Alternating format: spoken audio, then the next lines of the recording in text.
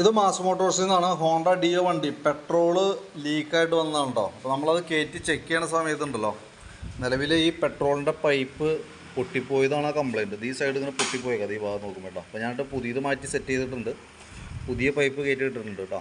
ഈ പൈപ്പ് പൊട്ടിപ്പോയതാണ് ആ കംപ്ലയിൻറ്റ് കാണിക്കാനുള്ള കാരണം. അത് നമ്മൾ മാറ്റി ഇട്ടിട്ടുണ്ട്.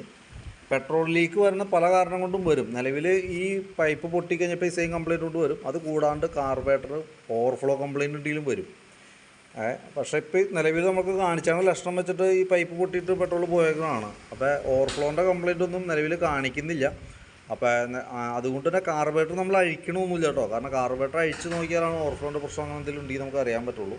പ്രത്യക്ഷത്തിൽ പൈപ്പ് പൊട്ടിയേക്കണതുകൊണ്ട് തന്നെ ആ ഭാഗത്തു നിന്നാണ് ലീക്ക് എന്നുള്ള കേസ് നമുക്ക് കൺഫേം ചെയ്യാൻ പറ്റുന്നുണ്ട്. തന്നെയല്ല, ഓവർഫ്ലോ കംപ്ലയിൻ്റ് ആണെങ്കിൽ ഈ വന്ന പൈപ്പ്, കറുത്ത പൈപ്പ് ഉണ്ടല്ലോ, ഈ സൈഡിൽ വരുന്ന കറുത്ത പൈപ്പിൻ്റെ ഉള്ളിൽ കൂടിയാണ് നമുക്ക് പെട്രോൾ ലീക്കേജ് വരേണ്ടത്. അപ്പോൾ ഇത് അതീ കൂടി അല്ല വന്നേക്കണേ, മോളിൽ കൂടെ ഒഴുകി എന്നുള്ള രീതിയിലാണ് പറഞ്ഞത്. അപ്പോൾ അതുകൊണ്ട് നമ്മൾ പെട്രോൾ പൈപ്പ് മാത്രം മാറ്റി നമ്മൾ റീസെറ്റ് ചെയ്യുന്നുണ്ട്, കാർബറേറ്റർ ഒന്നും അഴിക്കണില്ല. അപ്പോൾ അത് മാത്രം, ആ വർക്ക് മാത്രമേ പറഞ്ഞേക്കണേ. അപ്പോൾ അത് മാത്രമാണ് നമ്മൾ ക്ലോസ് ചെയ്യണത് കേട്ടോ. അപ്പോൾ ഞാൻ അതിൻ്റെ ഡീറ്റെയിൽസ് വാട്സപ്പിലേക്ക് ഇട്ടേക്കാം, എസ്റ്റിമേറ്റ് അടക്കാം. ഓക്കെ.